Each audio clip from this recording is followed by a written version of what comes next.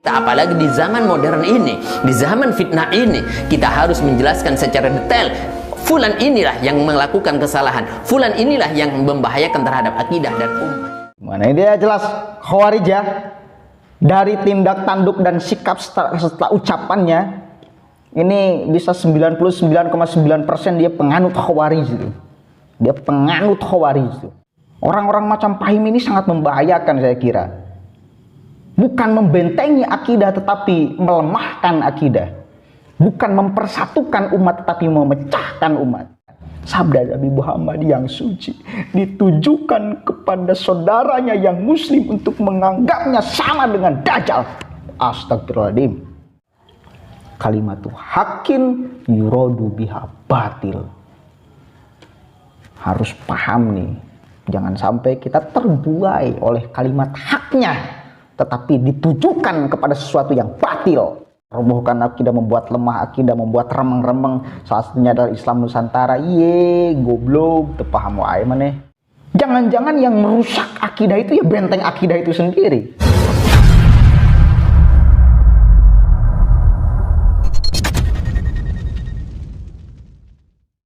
Assalamualaikum warahmatullahi wabarakatuh. Hamdan syukran lillah, amma ba'd. Salam sejahtera untuk kita semua. Semoga kita tetap berada di jalur yang diinginkan oleh Allah dan diridhoi oleh Allah Subhanahu wa taala.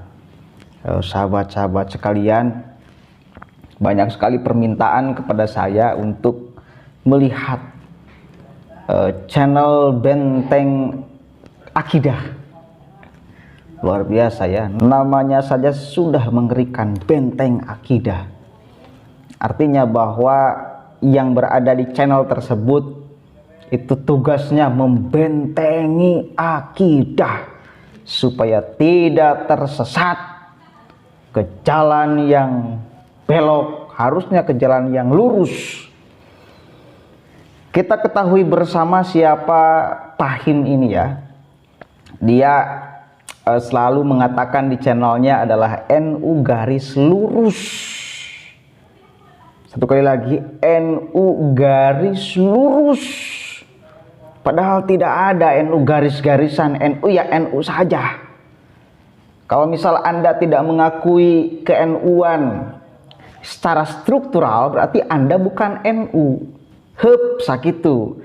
Karena NU itu adalah organisasi, strukturalnya jelas ada. Oke, banom-banomnya jelas ada. Kalau Anda tidak terdaftar menjadi anggota NU atau tidak punya kartanu, maka Anda bukan NU. Hep, pen, ya, clear. Dan ini harus dicatat, orang-orang yang selalu mengaku NU garis lurus, oke, saya yakin dia bukan ingin membenahi NU, tetapi ingin merusak NU. Kalau menganggap bahwa NU adalah rumahnya, kemudian ada letak kesalahan di tubuh NU, maka masa iya rumah tangganya, keluarganya, kesalahannya mau diacak-acak, kesalahannya mau diumbar sana umbar sini. Kalau ada kesalahan, catat ya, kalau ada kesalahan.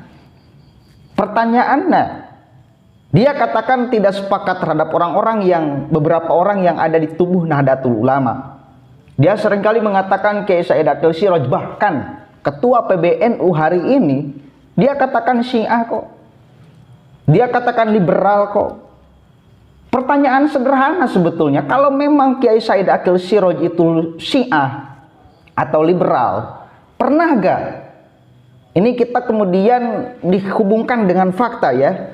Pernah gak Kiai Said Akil Siraj menginstruksikan kepada seluruh anggotanya untuk Anda sama-sama masuk atau terapkan ajaran Syiah, beribadah gaya Syiah? Pernah gak? Enggak tuh. Dan masa iya kalau misal Kiai Said Akil Siraj adalah Syiah, masa ia dipilih oleh kebanyakan warga Nahdlatul Ulama? Mau mungkin atau cok ngaco. Jadi jangan sampai kemudian kita terpelintir, terbawa arus pemikiran orang-orang yang sebetulnya ingin memecah belah. Hep, sakitu. Saya argumennya itu saja ya. Dulu karena melihat bahwa dia selalu membahas ke-NU-an dan selalu mengaku NU garis lurus, dan saya sebagai anggota Nahdlatul Ulama tercatat di struktural Rijalul Ansor, itu saya sangat tidak menerima ada orang yang menjelekkan ketua umum saya tanpa alasan yang jelas. Kalau misal ada alasan yang jelas, oke. Dia mengaku NU garis lurus. Aduh, capruk lah ya, capruk orang-orang seperti ini, capruk tuh. Ada permintaan dari para netizen untuk coba melihat nih. Dia mengatakan Pak Quraisy Syihab Syiah. Kemudian siapa? Habib Hussein itu Syiah. Habib Hussein siapa itu? Habib Ja'far. Habib Ja'far ya, saya lupa lagi tuh. Yang selalu dengan coki tuh dan tretan muslim kalau nggak salah. Habib Ja'far ya, betul. Syiah dan sebagainya. Memang ya banyak sekali ya. Dia selalu mensyiahkan orang yang tidak sependapat dengannya. Dia selalu meliberalkan orang yang tidak sepakat dengannya. Bahkan ketika muncul istilah Islam Nusantara, dia adalah paling depan. Kalau mungkin tidak di barisan kedua yang menyerang istilah Islam Nusantara. Untuk apa katanya? Padahal itu adalah hasil bahsu masail para ulama yang mungkin Anda tidak termasuk kategori di dalamnya. Maksud gak? Tidak termasuk kategori ulama yang saya sebutkan tuh. Ya. Hasil bahsu masail. Hasil bahsu masail. Bukan hasil kepala kosong. Bukan hasil orang yang wawasannya penuh dengan ilmu, kepalanya penuh dengan ilmu, merusmuskan, mengeluarkan kebijakan sehingga menjadilah istilah Islam Nusantara. Dibikin ribet oleh orang-orang yang tidak sepakat istilah Islam Nusantara. Wah, apa Islam Nusantara? Intinya kan Islam yang ada di Nusantara sakit itu. Kenapa Anda kemudian meribetkan kalimat itu? Anda orang Indonesia, beragama Islam, nah beribadah Anda, amaliyah Anda itu Islam Nusantara. Ya, Islam Nusantara nggak usah didefinisikan karena kalimatnya sudah jelas, sasarannya jelas, orang-orangnya jelas. Dan kalau misal Anda bukan termasuk di dalamnya, berarti ya udah, Anda kabur aja dari Indonesia.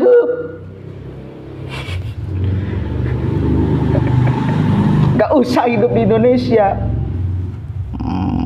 Aduh. Dari awal sudah mulai keras ya. Mohon maaf. Nyusu dulu bos, nyusu dulu.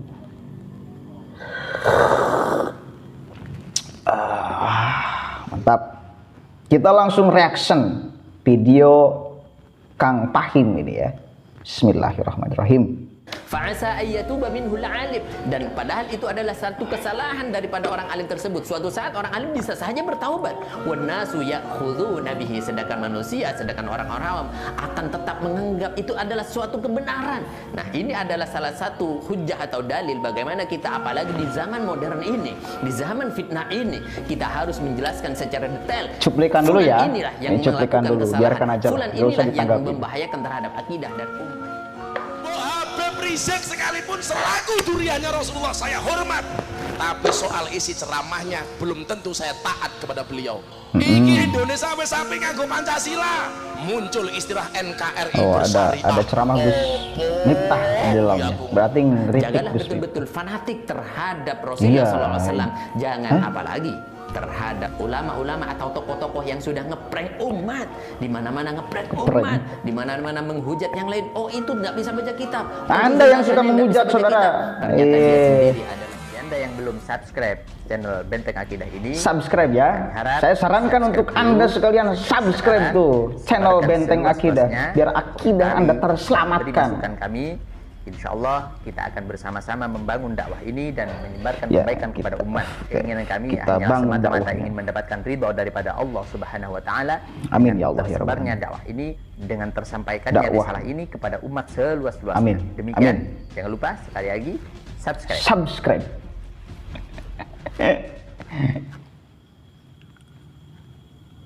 Apa ini? Penerimaan pendaftaran santri baru. Oh. Barangkali ada yang mau daftar ke pesantrennya, silahkan. Saya bantu promosikan juga ya, ini channelnya Fahim dan pesantrennya. Warahmatullahi wabarakatuh, sahabat kaum muslimin, Waalaikumsalam subscriber warahmatullahi channel wabarakatuh. Batil Akidah dimanapun Iya. Anda berada. Pada Saya bukan kesempatan subscriber ini tapi saya nonton, akan maaf ya. menyampaikan beberapa unek-unek dan komentar daripada Iya. Anda semuanya. Mangga, Kenapa mangga, tidak mangga. disampaikan langsung? Kenapa tidak dinasihati baik-baik? Kenapa tidak via WA atau apapun saja? Kenapa disampaikan di publik? Bukankah ini memperkeruh suasana, memecah belah dan lain sebagainya, provokator dan lain sebagainya? Ini adalah salah satu pertimbangan yang perlu kita ketahui bersama, dan saya harus paparkan di sini bahwasanya Anda ketika melihat gerak-gerik atau gelagat orang-orang yang membahayakan terhadap syariah dan sunnah, misalkan tokoh-tokoh liberal, jangan biarkan mereka terus eksis dengan adanya kesempatannya untuk meraih simpati daripada orang-orang awam, untuk dipelesetkan atau untuk disesatkan, untuk disasarkan terhadap paham-paham liberal di dalam agama Islam. Maka dari itu, Segitu dulu ya. Jangan sampai Anda terpelesetkan pemahaman akidahnya, dia terlalu nyerocos ngomongnya, seperti saya barusan di awal tadi, nyerocos. Jadi 7 menit itu dia bisa nggak pakai jeda gitu ngomongnya, nggak pakai koma. 7 menit, keren tuh. Gaya orasi luar biasa. Jangan sampai dia mengatakan jangan sampai terbohongi, terbodohi oleh tokoh-tokoh liberal. Dan di thumbnailnya dia cantumkan foto salah satunya Gus Miftah dan Gus Muafiq. Jelaskan sasarannya siapa yang dituduh liberal oleh Kang Fahim ini. Dan saya sebutkan bukan hanya itu, banyak sekali di video sebelumnya Fahim ini membahas tentang, bahkan kayak Said Akil pun disebut dia itu liberal. Ini kurang ajar kan orang ini. Apa landasan dasarnya gitu loh, orang menyebutkan liberal. Tahu gak liberal itu apa? Tahu gak liberal itu apa? Bahasa agama atau bahasa Sunda atau bahasa Sangsekerta atau bahasa filsafat liberal itu? Apa arti liberal itu? Liberal itu kan kebebasan, liberty, kebebasan. Yang namanya orang bebas itu nggak bakalan kemudian bersikapnya atas dasar panduan Al-Quran dan hadis, ijma dan qiyas. Nggak mungkin. Nggak mungkin orang yang liberal itu berpandu kepada Nabi Muhammad SAW. Nggak mungkin. Kenapa? Kebebasannya sudah nggak ada. Kenapa kebebasannya sudah nggak ada? Dia berpendapat bukan sesuai dengan pola pikirnya, tetapi pola pikir atau ajaran Nabi Muhammad. Pertanyaannya sederhana. Kalau menganggap Gus Muafiq, kalau menganggap Gus Miftah, kalau menganggap Kiai Said Akil Siraj itu adalah liberal, mereka masih sholat enggak? Dari siapa ajaran menyembah Allah dengan sholat itu? Dari siapa ajaran komunikasi dengan Allah dengan sholat itu? Dari siapa? Dari Nabi Muhammad SAW. Berarti kalau kita masih menyaksikan Kiai Said Akil Siraj dan Gus Miftah serta Gus Muafiq itu sholat, dia bukan orang liberal. Kenapa? Karena masih berpandu, masih mengikuti ajaran Nabi Muhammad. Orang liberal nggak mungkin, karena kebebasan. Bebas dia, nggak perlu ada panduan Al-Quran, hadis, ijma, qiyas, hadis. Dia omongkan lagi tuh hadisnya. Nggak mungkin berpandu kepada sana. Berarti ini tuduhan yang menyesatkan. Jelas ya, jelas. Orang-orang macam Fahim ini sangat membahayakan saya kira. Bukan membentengi akidah tetapi melemahkan akidah. Bukan mempersatukan umat tetapi memecahkan umat. Dengan segampangnya dia mengatakan menuduh orang lain liberal. Seenaknya. Saya balik merokok ya, mohon maaf, saya tidak ada adab dengan orang seperti ini nih. Saya sampaikan pada Lanjut, kesempatan ya. ini, kenapa saya pilih semacam ini, kenapa saya harus sampaikan di publik, karena bagaimanapun ini tanggung jawab kita ketika kita paham terhadap ancaman terhadap adanya syariat dan sunnah dan agama, kemurniannya termasuk, maka ini adalah tanggung jawab kita. Bagaimanapun korban akan jatuh bergelimpangan di mana-mana ketika kita diam atau kita pura-pura atau telepon atau bagaimanapun. Ini adalah salah satu sikap yang juga terjadi pada masa Sayyidina Umar radhiyallahu anhu. Pada suatu ketika Sayyidina Umar radhiyallahu anhu mendengarkan satu cerita atau satu pemaparan dari Tamim Ad-Dari, salah seorang sahabat yang alim, disampaikan pada waktu itu dalam ceramahnya. Sayyidina Umar mendengar sendiri di dalam kesempatan tersebut. Apa kata Tamim Ad-Dari? Bahwa jangan sampai kalian ini mengambil sesuatu yang jelek atau keburukan atau kesalahan dari orang-orang yang alim. Di waktu itu Sayyidina Umar bertanya-tanya, kok bisa berceramah seperti itu? Akhirnya Sayyidina Umar menyampaikan kepada Ibnu Abbas, minta tolong sampaikan apa maksudnya berbicara seperti itu, apa maksudnya berpidato seperti itu. Tamim Ad-Dari, wahai sahabat Sayyidina Abbas atau Ibnu Abbas, disampaikan pada cerita tersebut. Sayyidina Ibnu Abbas tidak menyampaikan kepada Tamim Ad-Dari, tapi suatu ketika lama-lama kemudian Sayyidina Umar juga tidak sabar dengan hal itu dan menyampaikan sendiri, dan langsung ini adalah sesuatu yang penting dan langsung ditanyakan sendiri kepada orangnya. Ini adalah sesuatu yang penting menurut Sayyidina Umar. Kenapa Anda mengatakan seperti itu? Kenapa Anda mengatakan bahwa jangan mengambil sesuatu atau kesalahannya orang-orang yang alim? Bukankah orang-orang yang alim, maksud saya ini menurut saya, bukankah orang alim itu jarang salah atau biasanya ketika melakukan sesuatu berdasarkan ilmu? Maka apa kata Tamim Ad-Dari? Al-alimu yazilu bin nasi fayukhadhu bihi. Orang-orang awam itu ketika melihat sesuatu yang dilakukan oleh orang alim, itu diambil sesuatu yang mungkin itu baik, wajar atau tidak wajar. Fa'asa ayyatuba minhul alim. Dan padahal itu adalah satu kesalahan daripada orang alim tersebut. Suatu saat orang alim bisa saja bertaubat. Wan nasu ya'khudhuna bihi. Sedangkan manusia, sedangkan orang-orang awam akan tetap menganggap itu adalah suatu kebenaran. Nah, ini adalah salah satu hujjah atau dalil bagaimana kita, apalagi di zaman modern ini, di zaman fitnah ini, kita harus menjelaskan secara detail. Fulan inilah yang melakukan kesalahan, fulan inilah yang membahayakan terhadap akidah dan umat. Sakit itu dulu ya. Dia mengutip Tamim Ad-Dari dari percakapan dengan Sayyidina Umar ibn Khattab. Awas nih, berbahaya nih. Kita harus cermat menanggapi orang-orang seperti ini. Apalagi saya pakai headset ini ya. Kalau saya yang cukup lumayan lah ya, paham apa yang menjadi alur pikirannya dan maksud serta tujuannya dia seperti apa. Pengen marah saya. Kenapa? Sembarangan itu. Dia menganggapnya yang membodohi umat, yang kemudian katakanlah menyelewengkan akidah, membuat lemah akidah umat. Itu ya tertuju kepada yang ada di thumbnail tersebut. Ya, kepada Gus Miftah mungkin dan yang lainnya. Kalau saya mau mengatakan gini ya, kalimatu haqqin yuradu biha batil, itu ungkapan Sayyidina Ali radhiyallahu anhu. Saya ceritakan sedikit ya, kenapa Sayyidina Ali mengungkapkan kalimat itu. Kalimatu haqqin yuradu biha batil.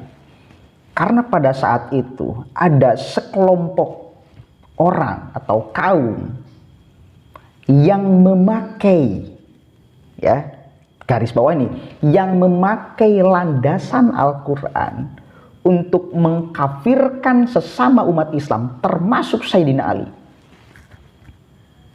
Argumentasinya pakai Al-Quran, saudara, bukan pakai hadis, bukan pakai ijma, apalagi pakai kias, tapi dasarnya Al-Quran. Bayangkan kalimah yang suci itu, kalimah yang suci, atas dasar nafsu dan kepentingannya dia pakai untuk membunuh saudaranya yang muslim, untuk mengkafirkan saudaranya yang muslim. Dan dia adalah kaum Khawarij. Kaum Khawarij itu namanya, yang merasa bahwa dirinya ini paling benar. Menganggap orang lain yang beda dengannya adalah salah. Bukan hanya kesalahan yang biasa, tetapi bahkan dalun, sesat. Bahkan bukan hanya sesat itu ya, kafir, keluar dari Islam. Kelompok Bani Umayyah dikafirkan oleh kelompok Khawarij ini. Kelompok Sayyidina Ali dikafirkan. Bahkan Sayyidina Ali sendiri dibunuh atas dasar Al-Quran. Bayangkan, sahabat yang sedari kecil bersama Nabi Muhammad SAW dibunuh dengan dalih Al-Quran. Goblok apa tidak? Kaum Khawarij nih. Dan ini kemudian terjadi di Indonesia. Saya kira terjadi di Indonesia nih. Kelompok seperti ini ada di Indonesia. Kemarin yang viral, Ustadz yang dari Riau, dia mengatakan Nahdlatul Ulama itu firqoh dolah, firqoh yang menyesatkan. Muhammadiyah itu firqoh dolah, firqoh yang menyesatkan. Viral tuh ucapannya. Pada akhirnya apa yang terjadi? Dia minta maaf. Kenapa? Karena tidak bisa bertanggung jawab terhadap ucapannya. Landasan buktinya mana? Anda mengatakan Nahdlatul Ulama sesat, Anda mengatakan Muhammadiyah sesat. Minta maaf tuh orang. Karena diviralkan. Takut dia tuh. Mencederai nama baik tuh namanya. Kayak kembali lagi. Dan ini terjadi. Ini terjadi di Indonesia. Orang-orang model Pahim ini adalah salah satunya. Berbahaya atau tidak? Berbahaya atau tidak? Jadi siapa yang sebetulnya merusak akidah? Siapa? Benteng akidah yang merusak akidah? Atau siapa? Yang membentengi akidah itu benteng akidah atau siapa? Jangan-jangan yang merusak akidah itu ya benteng akidah itu sendiri. Si benteng akidah maksudnya. Si Pahim maksudnya. Beliau ini apa namanya ya? Tuaan beliau lah daripada saya. Tapi karena saya pakai headset, bos, jadi nggak kuat mendengar ocehannya yang nyerocos. Ini kan upaya untuk mendoktrin orang agar percaya terhadap ucapannya. Terbuai. Siapa yang tidak terbuai dengan ucapan yang siapa yang tidak terbuai dengan ucapan Rocky Gerung lah ya? Siapa yang tidak terbuai? Saya kira orang-orang terbuai, tapi keterbuaiannya itu melupakan pikiran. Orang yang mendengar itu ya lupa, ini benar atau salah. Karena terbuai, maka ya udah dibenarkan aja gitu loh. Maka berbahaya ini. Anda dirayu oleh laki-laki, itu akan terbuai dengan ucapan manis. Tanpa Anda mempertimbangkan apa maksud dan tujuan laki-laki tersebut. Karena buayannya manis, tanpa ada pertimbangan akal langsung masuk ke dalam hati, maka Anda kelepek-kelepek pada akhirnya 1 minggu, 2 minggu ditinggalkan. Ada kan yang seperti itu? Maka hati-hati dengan buayan orang. Salah satunya jangan sampai kita terbuai dengan ucapan nyerocos saudara Pahim ini. Ya, lanjut. Ini adalah salah satu pernyataan sikap, dan ini adalah satu sikap yang harus kita ambil bersama-sama. Jangan dibuat umat ngeremeng-ngeremeng, jangan dibuat umat itu berandai-andai. Ya kalau misalkan perandai-andainya itu benar, tapi kalau misalkan salah, itu mengenai terhadap tokoh yang lain, apakah Anda mau tanggung jawab terhadap sesuatu tersebut? Maka dalam kesempatan ini kita sampaikan, yuk betul-betul kita hati-hati terhadap adanya tokoh-tokoh yang menyimpang, tokoh-tokoh yang menggiring kita jauh daripada syariah dan sunnah. Misalkan mengusung Islam dan lain sebagainya. Ini adalah salah satu ancaman kepada akidah anak-anak cucu kita. Oke, jelas kan? Dia mengatakan menusantarakan Islam itu adalah ancaman akidah.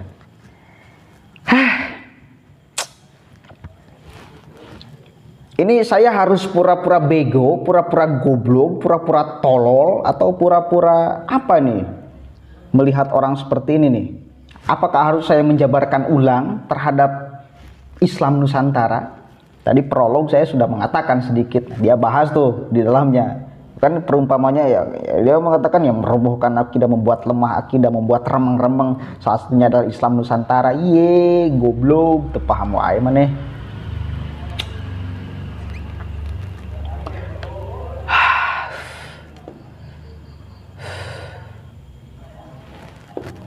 Lanjutlah dulu ya. Aduh, Fahim ini gimana? Ini dia jelas Khawarij ya. Dari tindak tanduk dan sikap setelah ucapannya, ini bisa 99,9% dia penganut Khawarij itu. Dia penganut Khawarij itu. Yang ditantang oleh Sayyidina Ali. Ibnu Muljam itu membunuh Sayyidina Ali. Dasarnya apa? Al-Quran. La hukma illallah. Tidak ada hukum kecuali hukum Allah. Dia bunuh Sayyidina Ali. Dia kafir-kafirkan kelompok Sayyidina Ali. Dia kafir-kafirkan kelompok Muawiyah. Kalimatu hakin yuradu biha batil. Harus paham nih. Jangan sampai kita terbuai oleh kalimat haknya, tetapi ditujukan kepada sesuatu yang batil.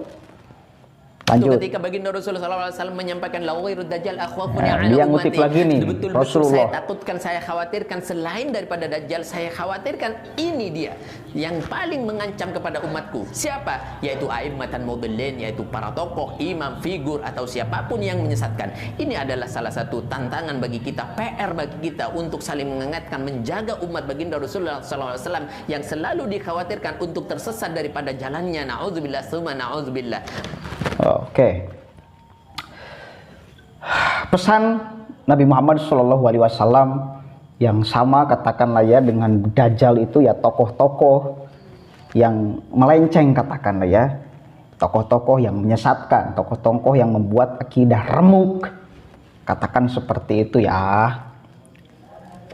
Tidak tahu persis kalimatnya si Fahim ini karena nyerocos banget. Kita harus menjaga dari tokoh-tokoh yang seperti itu. Pertanyaannya, siapa tokoh tersebut? Ini upaya giringan opini loh, kita harus paham ini.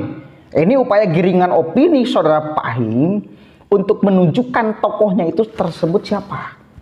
Salah satunya yang ada di thumbnail, kemudian yang suka dia bahas itu adalah tokoh-tokohnya yang sama dengan Dajjal, yang akan meruntuhkan, meremukkan akidah. Kita harus menjaga umat daripada tokoh-tokoh tersebut. Orang, umat harus berlindung, harus berakidah, harus bersepemahaman dengan saudara Fahim dan kawan-kawannya. Yang suka menganggap orang lain liberal, yang suka menganggap orang lain kafir seenaknya. Harus, nggak boleh Anda mengikuti orang-orang yang ada di toko-toko apa lagi, toko-toko NU sekarang, toko-toko Islam Nusantara. Nggak boleh, rusak akidah, sama dengan Dajjal. Gila mat. Hati-hati dengan kalimat-kalimatnya ya. Banyak yang menjebak ini kalimatnya, kita terbuai. Hati-hati. Dia mengutip sabda Nabi, bayangkan sabda Nabi Muhammad yang suci ditujukan kepada saudaranya yang muslim untuk menganggapnya sama dengan Dajjal. Astagfirullahaladzim. Baiklah, pada kesempatan ini saya akan menutup pernyataan saya bahwasanya mari kita betul-betul ajak anak-anak cucu kita, keluarga kita, sahabat kita, karib kita, orang-orang sekitar kita, orang yang kita cintai untuk fanatik hanya satu-satunya kepada baginda Rasul SAW.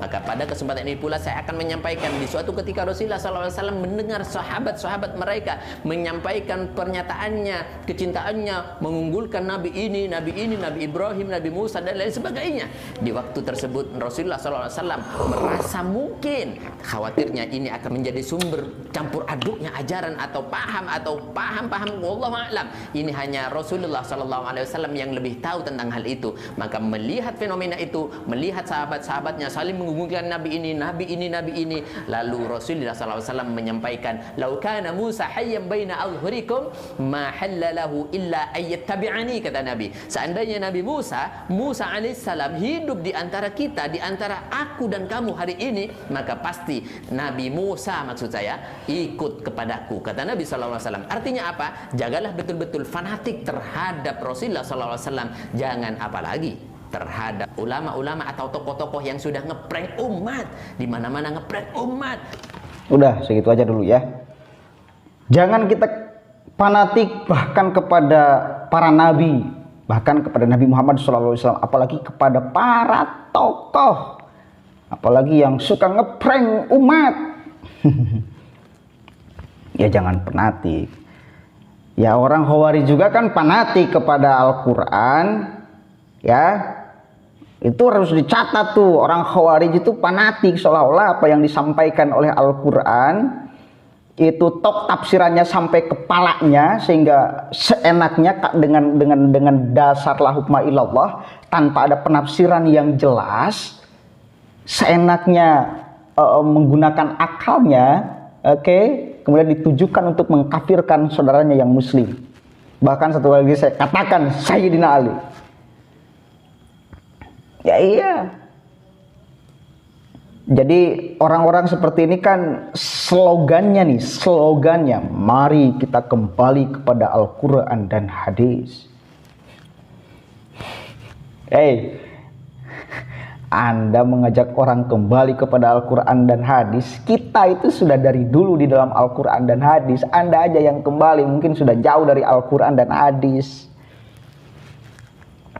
Para ulama itu membuat kitab-kitab kuning, membuat tafsir, membuat kitab fikih, usul fikih, tasawuf, tauhid. Itu berlandaskan Al-Quran sesuai dengan pemahaman ulama. Dan itu insya Allah terjaga, ya. Jangan sampai kita yang awam itu menafsirkan Al-Quran seenaknya sendiri. Kenapa? Karena sangat berbahaya. Man fassarol Qur'ana biro'ihi falyatabawwa maq'adahu minan nar. Barang siapa orang yang menafsirkan Al-Quran dengan memakai kepalanya sendiri, falyatabawwa maq'adahu minan nar, maka siap-siaplah tempatnya di neraka. Ya. Maka kita sebagai para santri itu sebetulnya, saya lah, jangan orang lain ya. Dan di kampung-kampung saya kira masih berlaku. Sebelum mendalami atau sebelum menghafal Al-Quran, kalau lebih keren, dari kecil, dari mulai lahir kalau bisa ya, umur berapa bulan sudah disuruh menghafal Al-Quran. Tetapi jangan sampai lupa terhadap tafsirnya, jangan sampai lupa terhadap kitab kuning, jangan sampai lupa terhadap nahwu dan sorobnya. Kenapa? Karena ilmu-ilmu tersebut adalah ilmu yang mendukung terhadap kita mampu memahami Al-Quran secara benar, memahami hadis secara benar. Jangan sampai kemudian karena kita sudah menalar Al-Quran, bukan salah menalar Al-Quran nih, awas jangan sampai dipelintir. Menalar Al-Quran tidak dipahami dengan tafsirnya, kemudian dijadikan landasan hukum sesuai Al-Quran terjemah Kemenag katakanlah ya, yang itu tidak serinci tafsir, tidak diterangkan asbabun nuzulnya. Padahal Al-Quran itu ketika turun ya beserta asbabun nuzulnya, sebab-sebab ayat itu turun. Itu yang kemudian menjadi nantinya bisa dijadikan hukum. Jangan sampai, makanya bukan salah atau bukan jelek menghafal Al-Quran, tetapi jangan sampai dilupakan tafsir ulamanya. Kita kemudian harus kembali kepada Al-Quran dan Sunnah. Fix itu, sepakat saya. Tetapi pemahaman Al-Quran dan Sunnah kita, atau pemahaman Al-Quran dan Sunnah siapa yang harus kemudian kita ikuti gitu loh. Kan ada istilah kieu, Bos. Minum itu susah kalau langsung dari tekonya. Karena sedikit orang yang bisa. Kita ya pakai gelas aja. Artinya biarkan aja kita memahami Al-Quran dan hadis dari para ulama yang sudah jelas mumpuni pemahamannya tentang Al-Quran dan hadis. Kita tinggal menerima bentuk dari misal Safinatun Najah, Tijanu Darori, itu yang sudah hasil dari pemahaman ulama. Tetapi tetap saya yakin ulama itu tidak akan terlepas dari panduan Al-Quran dan hadis ketika mengarang, ketika membuat kitab. Kita pemahamannya di sana. Karena ya belum cukup ilmu, kecuali memang sudah cukup ilmu kita untuk bisa menerjemahkan, menelisik Al-Quran secara makna.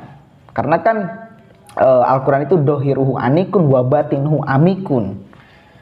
Batinnya itu dalam, artinya dalam itu ya harus disertakan dengan asbabun nuzul yang jelas.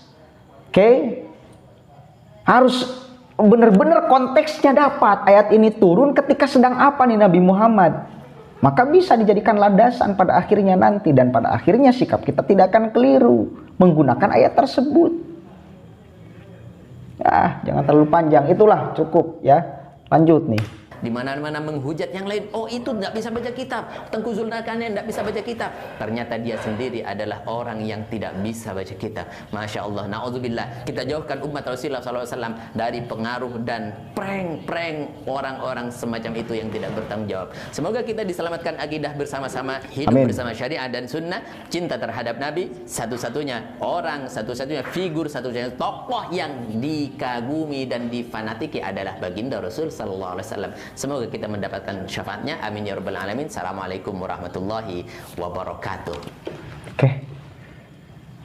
Ya, tadi sudah saya jelaskan terhadap kepanatikan dan dia lagi-lagi membahas tentang Gus Miftah lah ya. Yang kemarin menjadi bulan-bulanan orang, menjadi bulan-bulanan santri ketika salah membaca kitab. Memang salah. Tetapi konteksnya saya kira bagaimana hukum seseorang masuk di dalam gereja dan itu menjadi alasan beliau masuk, itu tidak salah-salah amat.